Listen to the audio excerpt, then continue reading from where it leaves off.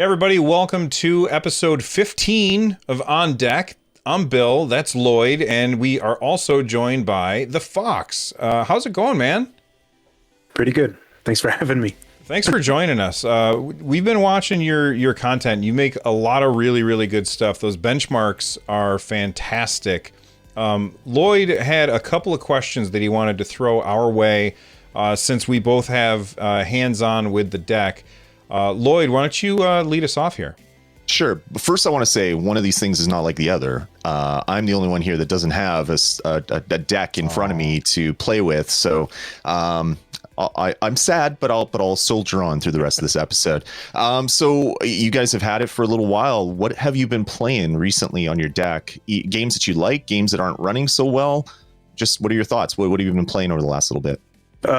So recently I'm just playing Instruments of Destruction. Just came out yesterday in early access. It is a kind of a mix of, it's a little bit of Blast Corps, but it's a lot of Besiege, which was also another type of game where you're just kind of demoing stuff. You build an instrument of destruction and go and have a mission of destroying whatever, but trying to get there. Nice. What was wild to me was it said that the game wasn't compatible. So I was like, okay, well, whatever. We'll see what we have to do to get this working. And it just worked just fine. Tunes endings a little bit. But the other thing that I found a little bit interesting was that the controls seem to already be done correctly, like 90% good. Mm-hmm. So in terms of just moving around and having it be intuitive, it felt like I was already there. So I'm like looking at the controls and a lot of things were already like pre-set up. So I found that to be interesting. So there was that update that they just pushed out where developers can make comments and stuff about compatibility. So I wonder if that's not going to be there shortly, but that's going to be a thing that I'm going to be. But that's like literally the first game that I played on the Steam Deck. What I've been doing on the Steam Deck has not been playing anything. I've just been messing with it. Right. Instruments of Destruction looks fantastic. I was a big Blast Corps fan, so when I saw this one, I was like, oh, yes, I got to check that one out. All right. How about you, Bill? What have you been playing these days? Well, I am honestly very surprised to say Elden Ring. I did not expect to, I played Dark Souls 3. Everybody, back when I used to stream on Twitch, everybody was like, you got to play Dark Souls 3. And so I bought that game. I installed it. I got killed instantaneously. I got killed instantaneously again and again and again. And I made little tiny bits of progress over the course of like 5 or 6 streams. And then I said, this game is terrible. I'm never playing it again. And then I never played any other From Software games until Sekiro came out. And I played that one for a little bit. And that one hit me a little bit better. I liked that one more. But still, I hit a wall pretty early on. And so when I heard about Elden Ring, I was like, oh, that's from those guys. No, thank you. I'm not interested. But everybody kept talking about this game nonstop. They're always saying how fantastic it was. And I was like, okay, you're starting to convince me. And then the thing that pushed me over the edge was, I think I put it in our Discord, somebody had found like a double-bladed lightsaber and they were running around killing dudes like Darth Maul. And I was like, okay, I have to get it now.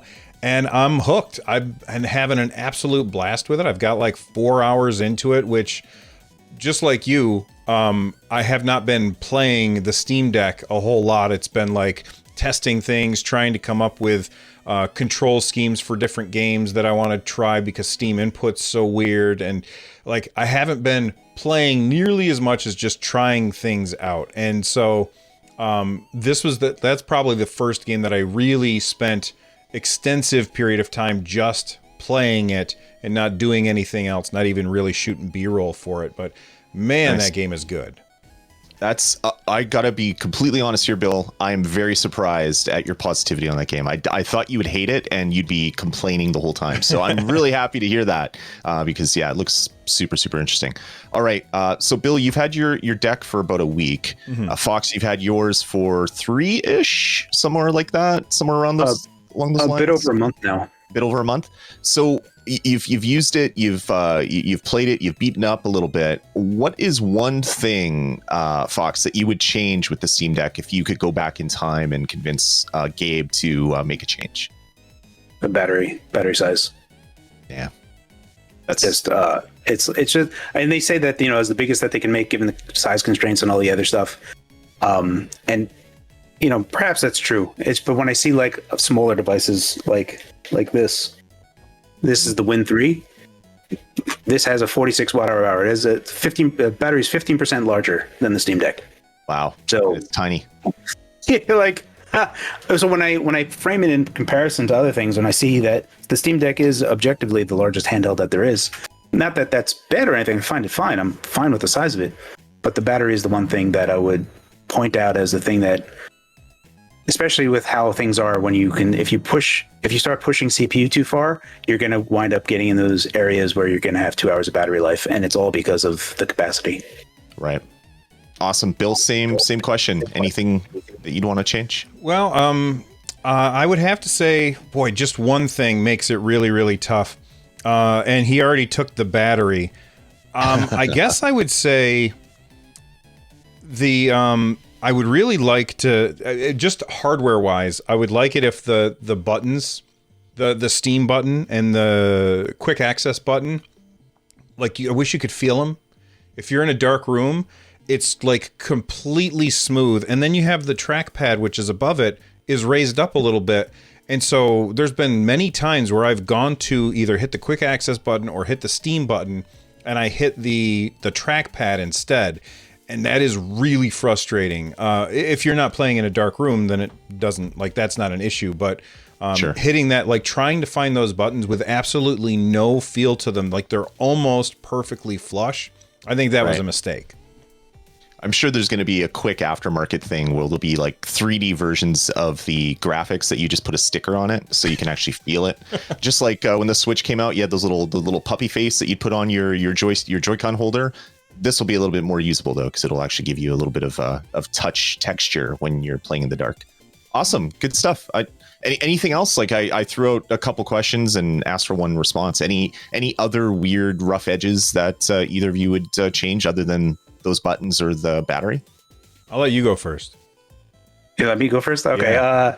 So yeah, I do have more of them. I talked about these a little bit in my review, but when you're asking me like this on the spot, putting me in a conundrum. Trying to think. No, I can't think of anything off the top of my head right now. I'm gonna have to take a look at the device. Bill, you're gonna have to field this one for me. Security, like the fact that there's no like PIN code when I turn it on. That's a terrible thing. Like, it's so obvious. Like, I can't believe that this device, which is awesome. I love this thing. It's fantastic, but I cannot believe that it got through QC or like quality control. And nobody said, hey, hold on a sec. Well, how about when we turn it on, somebody has to push ABXY or something in order to verify that they're the owner of the device? That's crazy to me. Am I being ridiculous? No, I don't think so at all. Especially when you have more accounts on them, so it works the same way. Yeah. So if you have multiple accounts and you just say switch account, it'll just jump right into that account without any additional ask.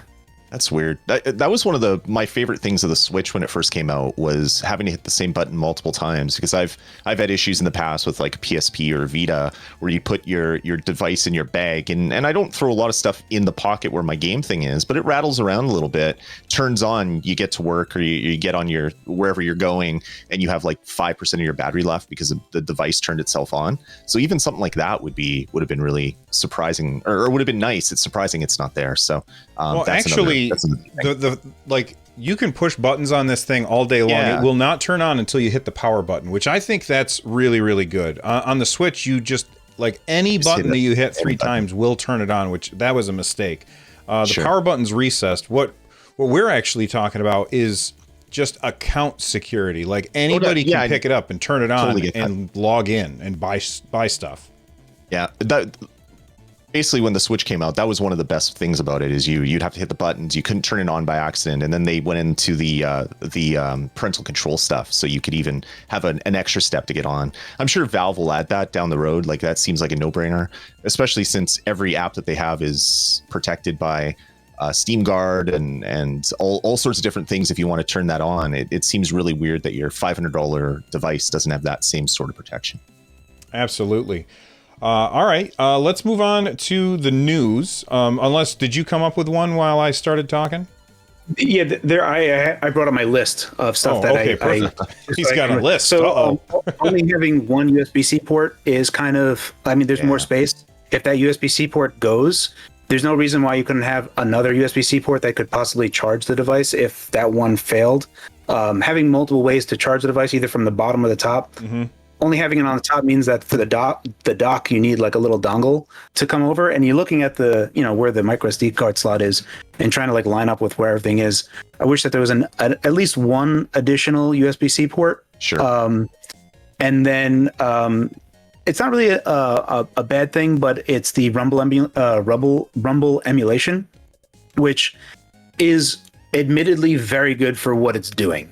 But as soon as you put your thumbs on the touchpads, it kills that Rumble emulation. Like your thumbs, if you just put your fingers on it, your fingers will just absorb the emulation, and then it just is weird. So for me, it's okay because I'm analog dominant. I haven't been using the touchpads all that much. I've been just using it to like mouse around. But for people that are very Steam input heavy and like those Steam pads, I would wager that they would turn Rumble emulation off just because it's not good in that respect. Yeah, sure. I haven't really played many games that have like the Rumble in them, so I haven't really noticed that myself. But what I will say is I absolutely loved the Steam controller. I think that this thing is fantastic. And the touchpads were super important for the reason why I liked it. But you had to have these because it didn't have the two joysticks and it didn't have the D-pad. With this, I feel like it has the two joysticks and it has the D-pad, so I don't use the touchpads for all of the things that I used the touchpads for on the Steam controller. On the Steam controller, I use the touchpads nonstop.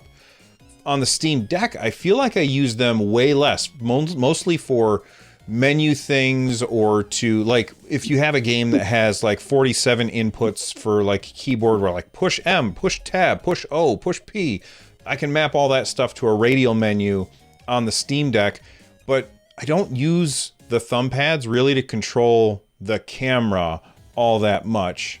And even like I was playing Oblivion earlier, and I found that it was easier in Oblivion to use the touchpad than it was to use the joystick.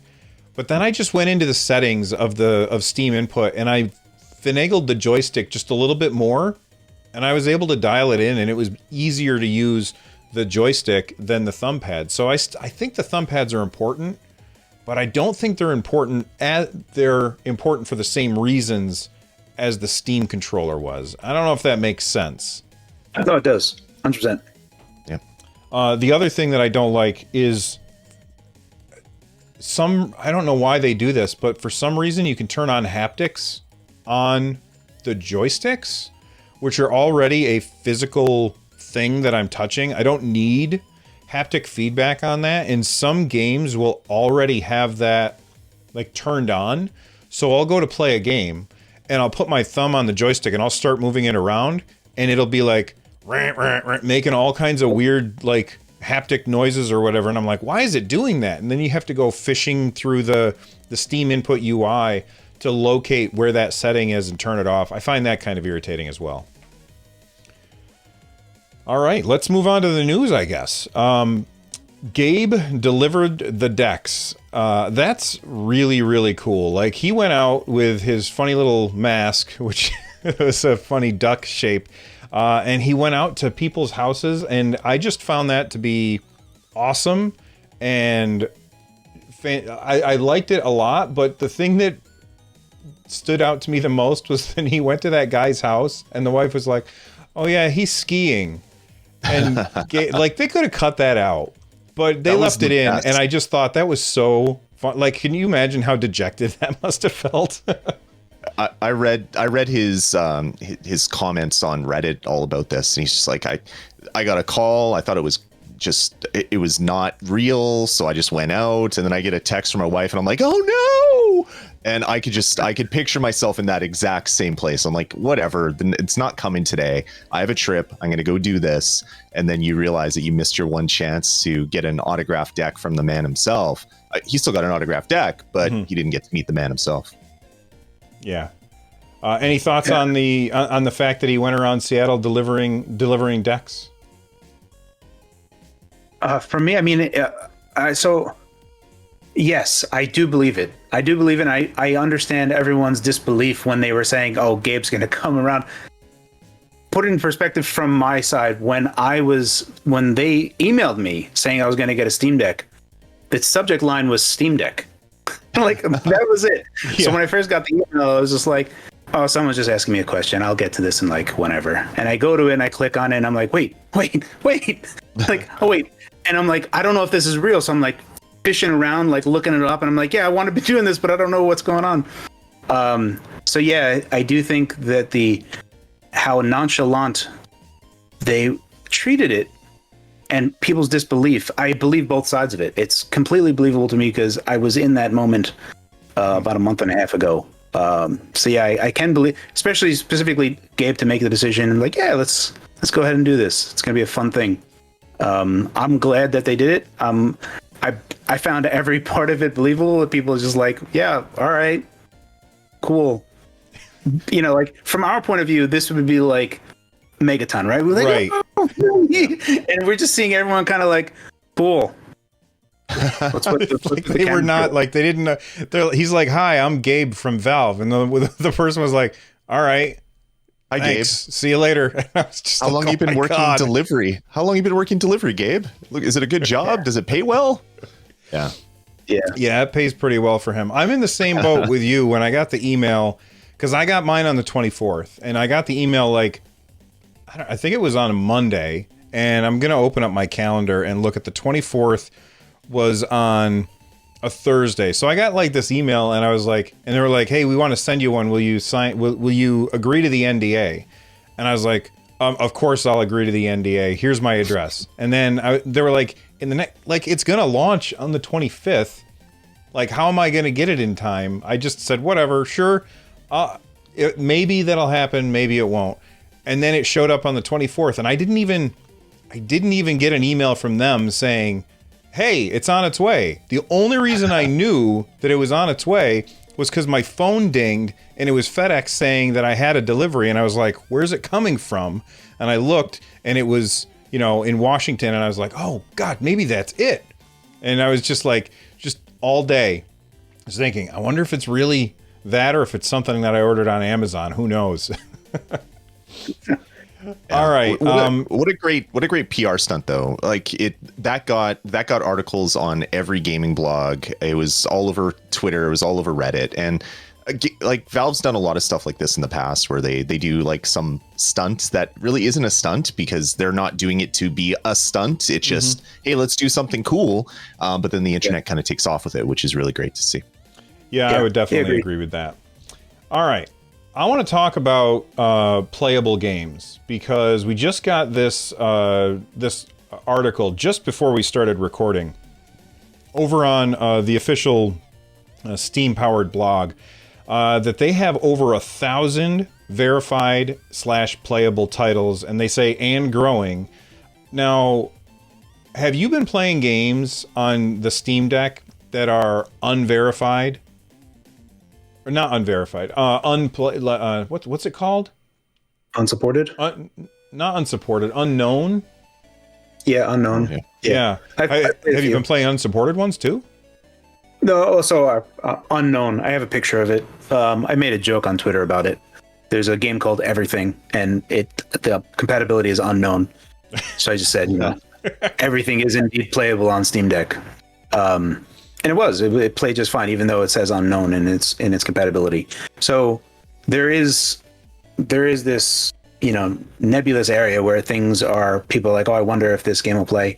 And for the most part, it's going to be games that are, you know, clearly like with anti-cheat stuff or people that have flat out said that it's not going to work. But if there's no mechanism that is really like hard incompatible, you're going to mostly be able to play it. Like if there's like a launcher that sits in front of it, that's going to be a problem.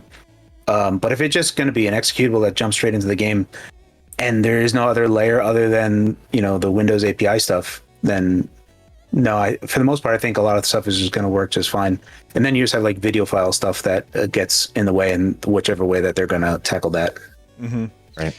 Yeah, I've launched quite a few games where like it pops up, especially the older games where it pops up a thing on Windows and it says like install these drivers or whatever, and it's like the old school Windows 95 whatever kind of like iconography or design UI, and I just like the controls don't do anything, and then I was just like, maybe if I just touched the button, and so I just touched the screen and it just disappeared, and then the game started, and it kind of blew me away. But this system's been out a week, and less than a week, because honestly, the first people, other than the people who Gabe handed them to, like, people didn't get these until I think probably Monday. So it's been out less than a week, and it already has 1,000 games in its catalog, and that's just the beginning. That's just crazy to me. What do you think about this, Lloyd? Yeah, I mean, Steam has 1 billion games on it, and there's no way that they're going to be able to get every single game tested before launch. But 1,000, that's pretty good. And I know most of it is probably tool assisted, so they have a couple quick tools that they run against it, and then human eyes look at it. So it's not like they paid 1,000 monkeys at 1,000 typewriters to do up that little Steam compatibility thing that came up.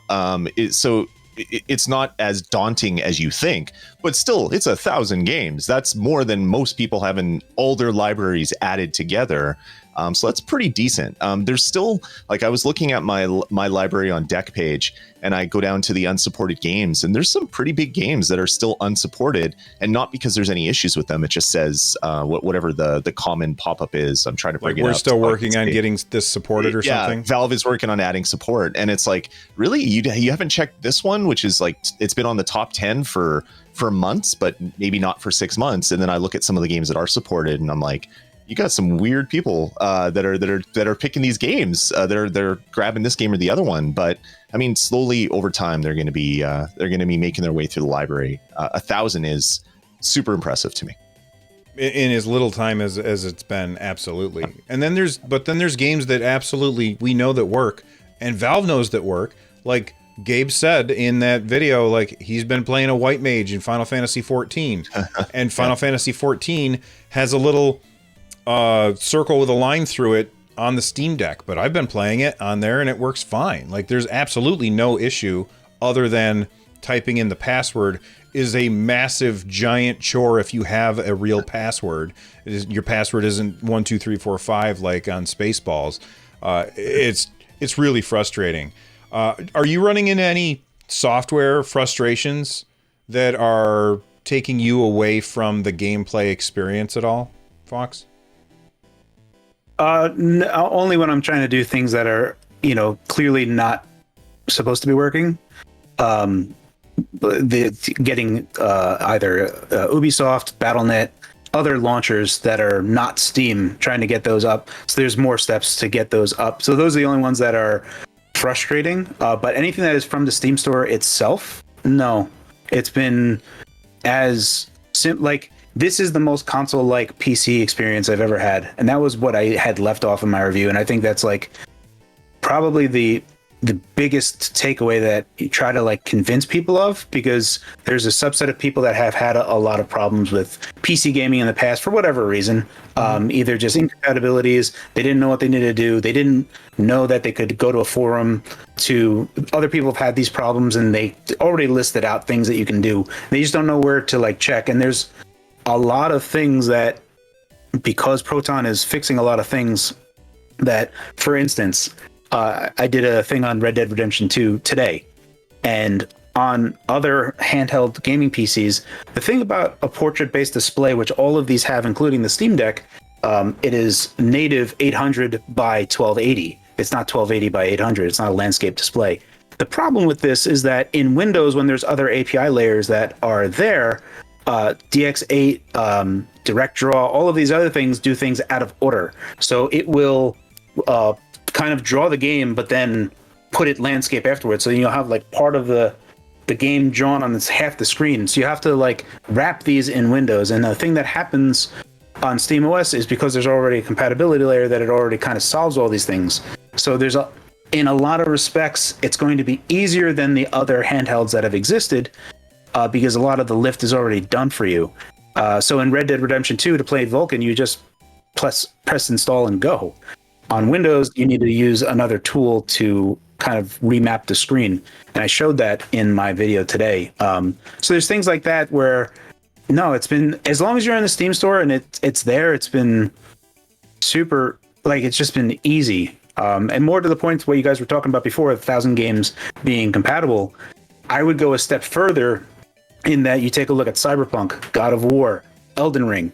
These major titles, Valve went above and beyond and worked with studios for Cyberpunk, God of War, Elden Ring to make sure they worked day one. And not only did they work day one, the networking was working with anti-cheat. And then a day later, they were like, let's make performance better. Yeah. So Valve is paying open source devs to, for RADV drivers to improve things. So they have their own driver team that are working on stuff, and they can just push Steam update. Every Steam update that has a driver, no one's downloading drivers. No one's doing, you just, I have an update. Let me just update. And then whoop, it slips in the new driver that is, or there's a Proton layer that gets updated. And it's like, you can do all these cool things that make the experience better than people have been having problems with on PC today with whatever stutters are happening, and they're making it a better experience. So the 1,000 game compatibility thing is greater to me. Like, I know that there's more than 1,000 that are playable now.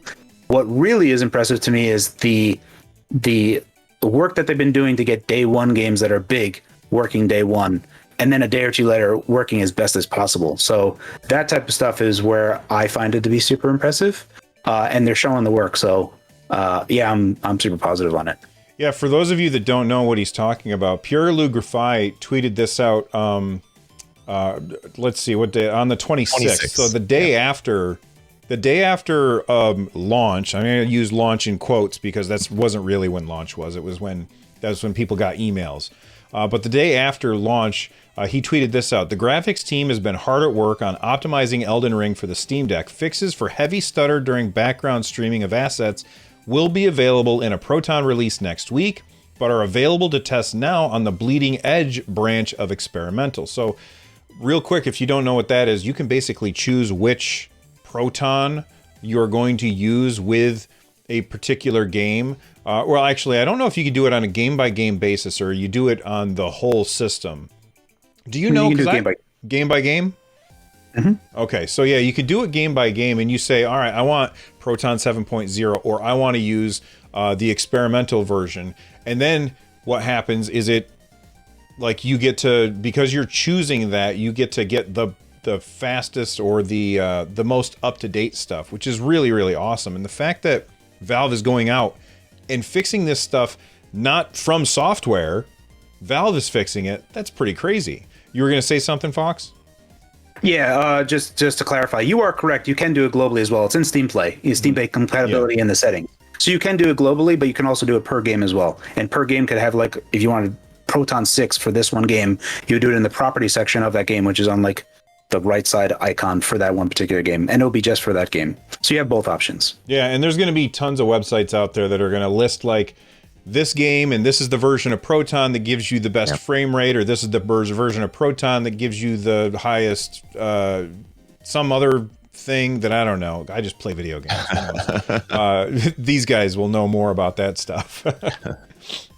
Yeah, it to me, it's really impressive that they're not only saying, okay, Proton exists and it's great, we're going to use that, but they're saying we're going to make Proton better, and then we're just going to give it to everybody else. So it's better for everybody, not just better for our piece of hardware that we're trying to sell you, but better for the whole entire game industry.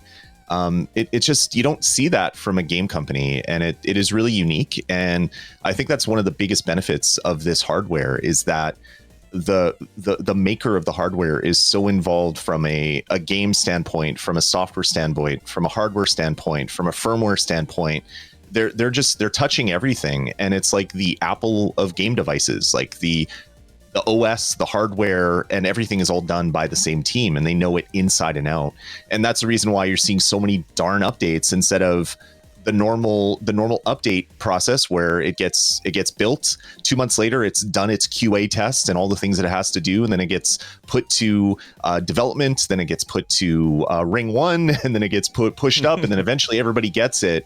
4 months later, it seems like they're putting patches in and they're just pushing it out right away, which is very much an open source way of doing things, not a normal big like huge corporation making a piece of hardware and software for it kind of way of doing things. So super impressive that they're doing that.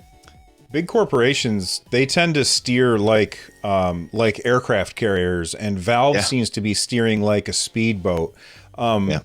I don't know if you've experienced this at all, Fox, but I sent emails back to my contacts at Valve and I was like, hey, I noticed this was an issue and it wasn't working right. And they were like, oh yeah, thanks for finding that bug. And they patched it the next day.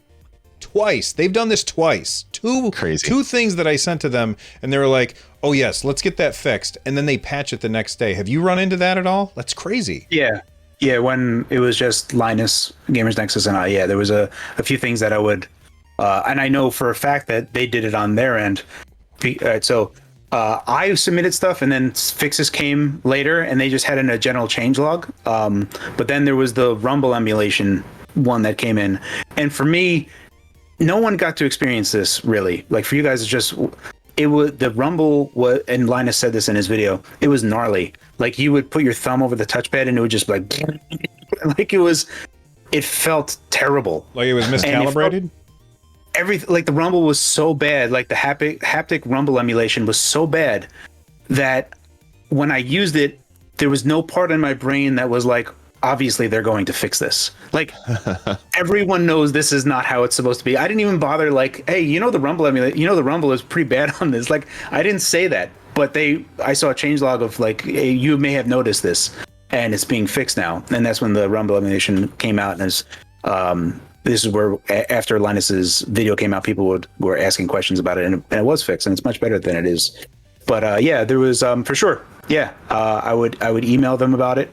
That's happened. And there's times that I emailed about something, and it really wasn't a problem. It was about something else. So like the Elgato capture card, there's actually a EDID file that you need, and they're going to get that sorted out soon.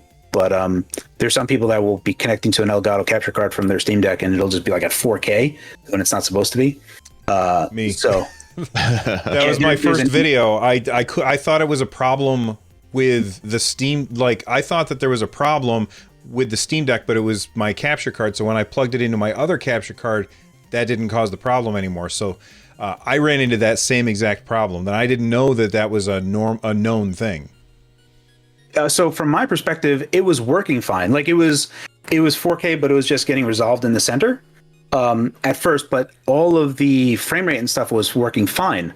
And then they came out with their VSync performance improvement, and then I put in my connected to my Elgato, and everything was running at like 20 FPS. And I was like, I think there's something wrong with the frame limiter when you're plugging in the external when you're trying to export through HDMI. Because this is like when I unplug it, it goes at 60 and 30, no problem. When I plug it in, I'm only getting 20 or 30.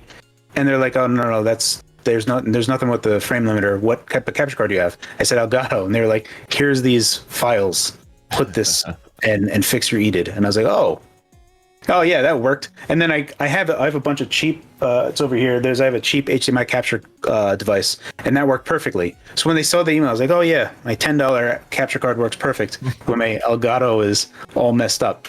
So yeah, that was, so there's been times where I emailed them and they were already aware, and there was another fix that needed to be done. It's not a real problem on the Steam Deck. Yeah, they're incredibly agile. With how fast they're bringing these updates. I don't know how long they can keep this up, especially now that they're going to have a lot more bugs coming in when they have way more people testing, Yeah. Yeah. All right. Let's talk about those thumbsticks. Well, you're not getting any drift, right? No, but, no drift. I'm guessing because we're content creators, they probably tested these before they sent them out. Like, let's make sure these are good before we send them out. Maybe I'm wrong about that. But we've got some people reporting that there's thumbstick drift. I don't know about you guys, but like, I never heard of thumbstick drift before the Nintendo Switch.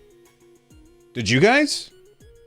Yeah. It's something that you didn't really run into back in the day, but I had an old Xbox 360 controller where if I just put it down on the table, I would run straight. So it's good when there's an achievement where you have to be in the game for 40 hours. You just put your controller down, and as long as the controller doesn't go to sleep, you're running in one direction. You don't have to put elastic on it or anything crazy.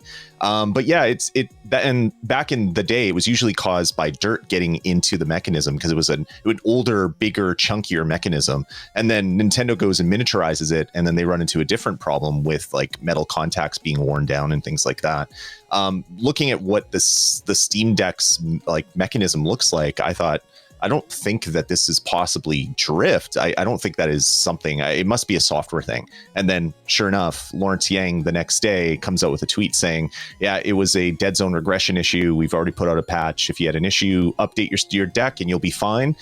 Just by looking at the numbers, because they were doing the calibration, the numbers were changing at the exact same rate every single time they would manually center the joystick. So it just looked like a software thing or a fix, a software fix for this potential hardware problem. So it was really good to see that they were able to get that patch up so quickly. So are you gonna open yours up? I mean, you got two of them, so maybe. Yeah, I've opened up mine. I've installed a 1 terabyte SSD on one of them. I made that video. I haven't released it yet, but I've done that. But I didn't go as far. I was supposed to go as far as like Gamers Nexus and Linus did, and the whole reason that I got two of them was one of them was to tear down. And I did want to do a teardown, but I was so busy in terms of like focusing on TDP and just tuning clocks and stuff to see what performance was that I never really had the opportunity to, because I have a full-time job and I was just it's easier to benchmark stuff and I can work and then look at it and then go back to work. Mm-hmm. So doing a teardown and recording that whole thing. And then when Gamers Nexus did his teardown, I was just like, I'm not going to do a teardown there. Yeah, like I'm not going to do this. Why would I do this? So no, I've only like upgraded the SSD on it, and I actually I don't know if you go. So this one, the AGILE Neo Next, mm-hmm. These have Hall sensor based analog sticks, so there's no actual. It just uses magnets to determine the value. Mm-hmm. So this is not new. Like the Dreamcast actually did this as well. Yeah. So you use magnets and Hall sensors to determine how close the proximity is to the magnet. So the greater the intensity of the magnet, these are the values that you get. The company that did that reached out to me, and they're making a controller, but they also said they want to make Steam Deck analog sticks that you can replace yourself that are Hall sensor based. That's cool. Yeah. So it'll hopefully they have all the stuff like, the capacitive touch sensor on the top, because the analog sticks on the Steam Deck are like, there's a bunch of tech in them, because it's like the outer rim of the Steam Deck analog stick, like this part right here is sensitive, then there's sensitivity on the center of it. So there's a bunch of other stuff that Steam Input allows you to detect and do stuff on. So I feel like they got their work cut out for them, but it seems rather it is easy. There's 8 screws, and then you can just pop up the shell. It's really alarmingly simple to open and to just dig at. So even replacing analog sticks and whatnot, I don't have a problem with it. And you could also in software have reset the dead zone in your software and just increase the dead zone. Speaking on the analog sticks itself and comparing them to like other devices, right? Like I have a bunch of handheld devices, and I've seen other Switch-based ones. Those are pretty popular. What do I have around here? So this is the AGILE Neo. This is the Retro. It's a little dusty, but you can see right here that they basically just used Switch clone sticks here. So these tend to have the same type of problem as Switch sticks do, but they have, types of travel and how much analog input that they have. It's specifically the value, right? Like thresholds of signal that you have. The Steam Deck analog sticks are robust. Like there's like 32,000 degrees mm-hmm. of sensitivity in any given direction, right? So it's just a bunch of input. And if you test those things, they're super performant. So I don't know. I feel like people got kind of carried away with the news when people like sent out videos, and it's just one of those things that people just latch onto. It's like, oh, the drift is there day one. Yeah, my son, he's always telling me that his PlayStation controller has drift when he gets killed. He's like, oh, it was drift. I was like, oh, was it? Was it though? Yeah, the thumbsticks, I'm so glad that they used real thumbsticks and not the kind of thumbsticks that are in the Switch. That's so much better to have that. And the fact that it's capacitive, when you're using a game, like I'm going to use a game that's on the Switch, like Splatoon 2, and they have a button, like if I remember correctly, there's a button where you can like center the gyroscope, so you're in the middle of gameplay, and as you're playing, you've kind of started to do this kind of thing, and you're like, okay, I kind of need to recalibrate it, so I'm gonna go back to flat and hit, I think it was the Y button or maybe the X button or something, and it kind of says, oh, that's the dead zone that they're looking for. Because there's no, because they have the sensor on top of the thumbstick, you don't have to waste an input for that in order to reset. And I think that's really fantastic, and it's such a elegant solution to just say, oh, well, it knows that you're touching it. But it also, I don't know if that makes it harder to get replacements that would, like you said, those guys are sending out, maybe, or making ones that are to replace the Steam Deck thumbsticks. Like, will it be able to do all of those same things? Like, I didn't even know about that it senses the rim of the thumbstick separately from the top.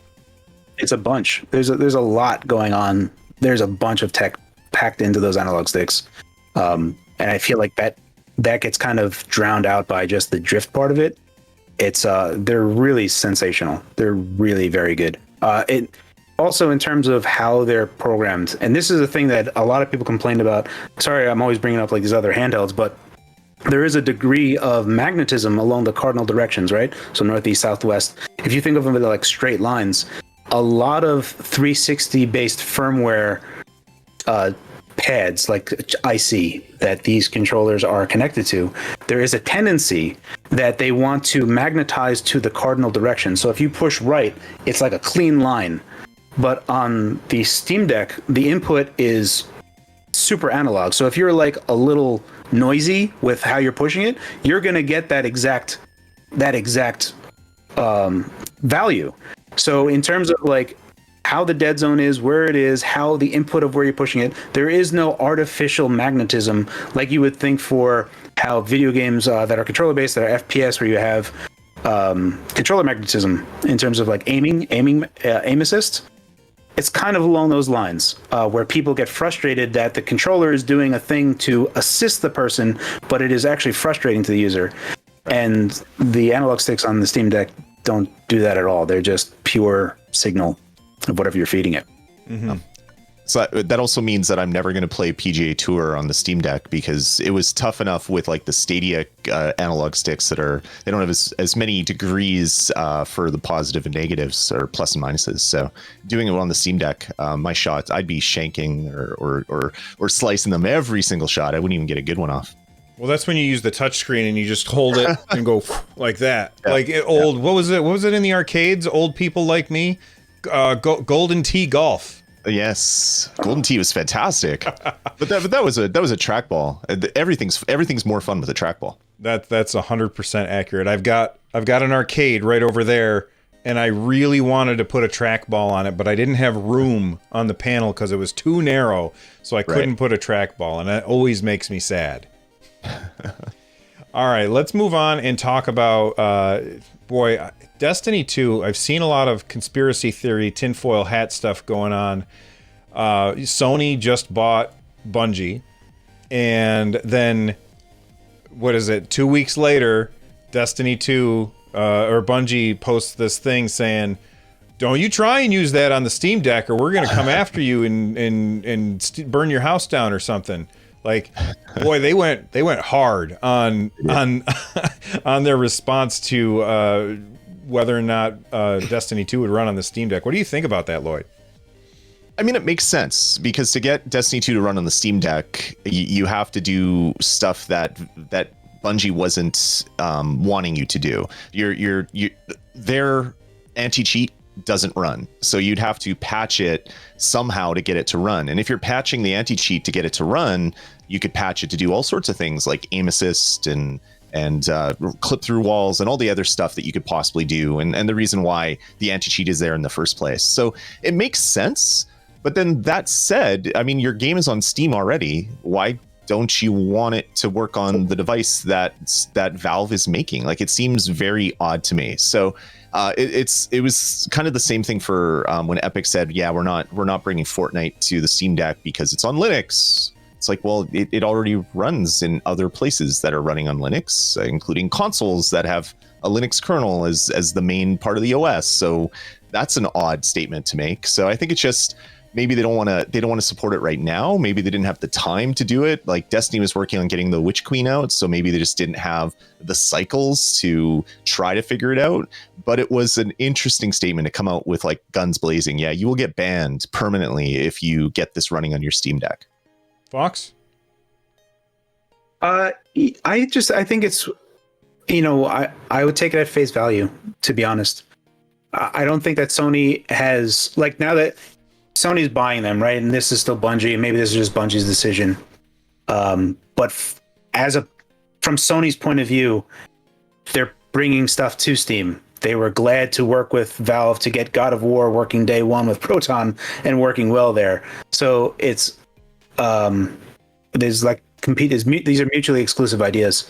I don't think that anything from Sony was said. Maybe from Bungie they don't want to do it.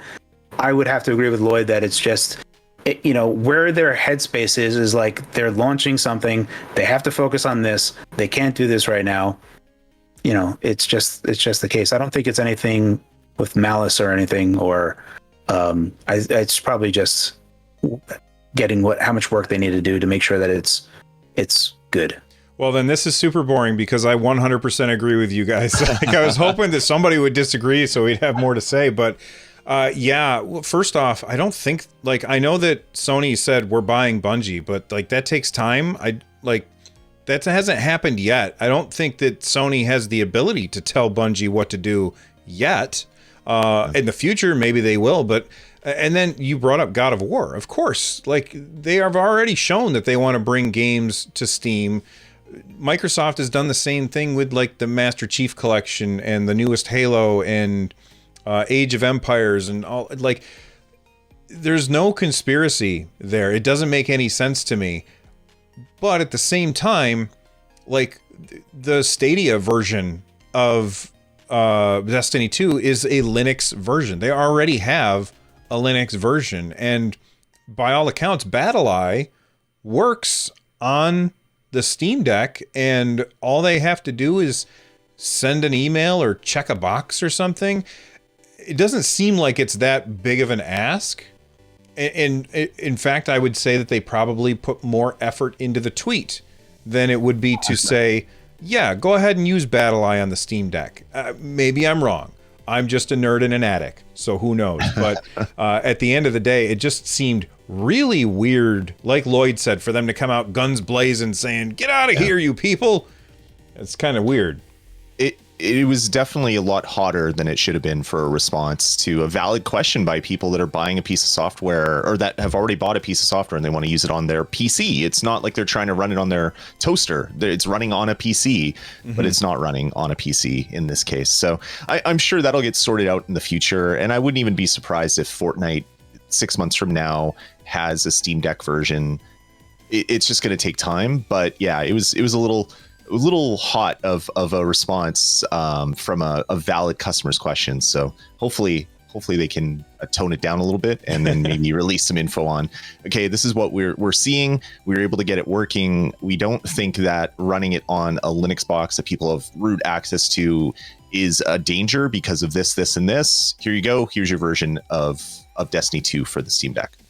Yeah, one thing I will say is that I hadn't realized that it didn't run on Steam Deck, that it wasn't verified. So it's like one of the very first things that I installed, which was frustrating because it was 80 gigs and it took all friggin' day to download. So it downloaded, I started it, and like it sits there for a second and then goes back to the screen, and I was like, well, what happened? So then I tried it again, and then eventually somebody had mentioned either on the subreddit or in our Discord that it wasn't a supported game, and I was like, oh, okay. Well, now I know, so I can uninstall it.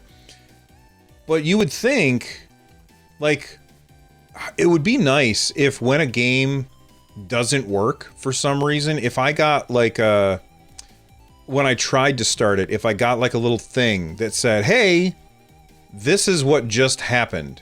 Because all that happened is it just went back to the start screen. And I didn't know what to do. Like, I was confused. And that's a very unconsole-like experience. Like, Fox, you said a while ago, that this is the most console-like PC experience you've ever had. This is a very unconsole-like experience where a game doesn't start and I don't know what to do. Do you have any experience with that, or any thoughts on that? There are a few different ways that they could handle it. What's weird is that in earlier builds on SteamOS, that when I tried launching Destiny 2, there was a big prompt that came up with BattleEye, and it was like, this doesn't work. I haven't tried it lately, but I know a while ago that was the case. I don't know why that wouldn't come up now. But that has happened to me when I tried installing. I tried this when I don't know if I. So there was a leak of the SteamOS ISO that got out, and I was one of the few people that got it, and I installed it on my Aya Neo. Oh, I thought you were going to say in your fridge, because I saw the tweet. Yeah. So I had a device that had SteamOS on it, an early dev build. But it was on the Aya Neo, but everything worked. And then when they talked about Proton, Easy Anti-Cheat and BattleEye getting updates, I was like, oh, let me download Destiny 2 and see it. So this is months ago that I tried this, and it was just a big like it just magnified this BattleEye screen. It was like, if it was a little Windows window, it was just like magnified into the entire screen. I was like, whoa, that's large. And I would just click OK on it. So I haven't seen it since then, but yeah, I mean, for sure, I would say that I have to agree with you that if Valve is aware that there are full stop games that do not work, they shouldn't waste your time to even let you install it, like download it. I realize that might be a little aggressive. Valve wouldn't do that. Valve would just be like, yeah, you want to download it, go ahead, go download it. Mm-hmm. It's only bits. It's only bits. Yeah, I tend to agree with you. It does. To some degree, the whole compatibility layer with selecting different Proton layers and going to a bleeding edge of Proton experimental is further than most console people kind of go already. So there is this elastic rope of like allowance of how console is this. I tend to agree with you though that it is a bad user experience to press a play and it goes boing and then goes right back and you're just like, well. What happened? I have had that happen to me. But that was with like doing other stuff with like BattleNet and other stuff. This is trying to force stuff to run. Yeah. So I've said on the show many times, I'm not interested in installing Windows. I want this to be the most average user experience that there is. When I pick it up, I want to have the same experience that most people will have. And I'm projecting a little bit, but I think that most people will just buy it and play the games that will work on it, and they won't be willing to put in all the extra elbow grease in order to get things working like you will. I know that you said you've had Windows installed on it, but it doesn't do anything because there's no graphics drivers yet. Have they said like an ETA on that? Because I haven't asked them about the graphics drivers because I'm not installing Windows. So have they said anything about that to you? They said something a month and a half ago, or whenever the preview, when it was coming to me, when it was getting delivered to me, they were like, here's a little preamble of what to expect and what you're going to need to do. Get the dev console up. This is how you issue TDP commands. This is how you do this stuff. And I was like, oh, okay. Because it was like, the preview embargo was pretty strict in with what I was allowed to show. And I was like, okay, I can show the HUD. I can show Mango HUD with all the clocks and everything. I can show that, right? And they're like, oh, yeah. And then in there, they were like, we're going to have Windows drivers next week. This is a month or so ago. And then that came and went. And then it was like, okay, Windows drivers this week. And then as far as I know, they exist. They work. No one has them except Valve at the moment, and AMD. And that's as far as I know. I just know that it's tied up in the bureaucratic chain somewhere of releasing these. And how they work is the 613F variant of this APU, the GPU part of it. You can find this, like if you look in driver stuff, even like the latest 22.2.2, 22.2.3, you can see references of it. But if you try to install the general Radeon installer on Windows, it just goes, oops, we don't support this. And it's like, oh, okay, I'll just wait. So from my point of view, I don't know if AMD is going to support the Steam Deck officially on Windows, or if it's going to be traditionally, for instance, Intel has a chip out that has an AMD graphics card on it. The only driver that you can get is from Intel. It's an AMD GPU, but Intel has to supply it to you. So AMD gives it to Intel, Intel then distributes it to everyone else. So more than likely, this is going to be the case for Valve, where AMD says, okay, this is the driver that you can get, and this is one you can distribute. The bad part of that is that there's going to be this length of time that if there's any driver updates that happen that are a benefit to a specific game, like make it go faster, you're going to have to wait for this bureaucratic chain to go and chunk it for Valve to give it to everybody. So this this is going to be one of the downsides to having the Windows side of it, is that GPU updates, GPU driver updates are going to be few and far between, most likely. I don't know how aggressive Valve is going to want to go with that. But yeah, that's where it is right now. And I still, this Steam Deck right here is just waiting. I have a bunch of games preloaded on it. I have a bunch of Game Pass games on it. I have Destiny on it. I have everything that doesn't work, and I have it ready to go. It just can't do anything right now. But I have it so that when I get it, I can just immediately start firing off. Right. But it's just waiting. It's kind of just sitting there at the moment. So Lloyd and I are both Mac guys. And Lloyd, did you do, like, when Intel Macs first came out, I bought an Intel Mac and I immediately installed Windows on it so that I could dual boot between the two. I found it to be more trouble than it's worth. And so I ended up not doing that anymore. How do you feel about dual booting, Lloyd? Generally, I hate it. I don't like not being able to do a thing at the time that I want to do the thing. It's like I don't want to wait 5 minutes to shut down and restart and all that stuff. It's obviously computers are a lot faster nowadays, so it wouldn't be such a huge issue. But I remember when I got my first Intel Mac, it was a process to boot from Mac into Windows and vice versa. I don't know how often I'm going to have Windows running on my Steam Deck when I get it, but I'm going to install it just to test it out to see how it runs. But yeah, I can't see that as a good way to play games personally.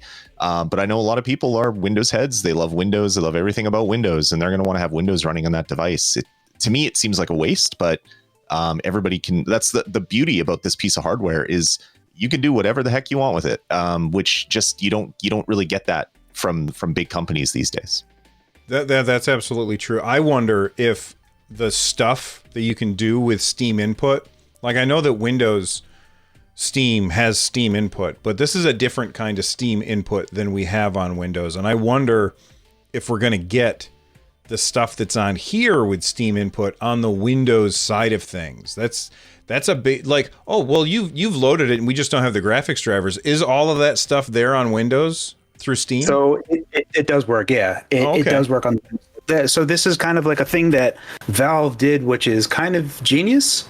So on the Steam Deck, when the Steam Deck requires Steam to be loaded for the controller to work, if the Steam Deck does not detect Steam that is running, it defaults into what other people have called lizard mode. Mm-hmm. I only recently found out about this because I never really used the Steam controller to any real degree. I tried getting a hold of it for like the 10-foot experience using a PC on a couch, and I played with RTS and other stuff, and I found it really good for there. And I really tried trying to make the Steam controller work, but it just never gelled with me. But Linux, doesn't matter what it is. If it's Linux, if it's Windows, doesn't matter what it is. Steam needs to be loaded for the controller to work. The funny thing is that on Windows, when it detects it as the Neptune controller, but when you jump into, when you do Steam input, you can see the Steam Deck itself with all the buttons and everything. It shows up as a DualShock 4 on Windows. Okay. So yeah, so you can assign things on the DualShock 4 that are then mapped to the Neptune controller. But everything works there. You just need Steam loaded. So regardless of anything, if people think that they're going to buy a Steam Deck, install Windows on it, and not install Steam on it, you're going to have a bad time. If you're going to pizza when you French fry, you're going to have a bad time. I've never heard that before. That's really good. Oh, my goodness. Well, anything that we want to add before we wrap up episode 15 of the show, gentlemen? Not here. I'm good. All right. Well, Fox, why don't you tell everybody where they can find your stuff? Not that they don't know, but there might be a couple. I do most of my stuff on YouTube. The name of my channel is The Fox. And that's where you can find me. I do a bunch of stuff on Steam Deck or other handhelds, and I do a lot of things on handhelds in particular, specifically handheld gaming PCs. There you go. All right. I'm Bill.